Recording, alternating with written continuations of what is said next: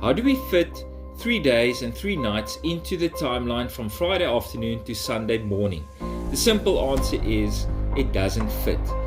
In the Gospel of Matthew, Yeshua said the following, "And even as Jonah was in the belly of the huge fish 3 days and 3 nights, so shall the Son of Man be in the heart of the earth 3 days and 3 nights."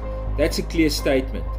But the traditional timeline connected to Easter teaches a Friday crucifixion and a Sunday morning resurrection, which is not 3 days and 3 nights. So the question we should ask is simple. Are we following scripture or are we following tradition?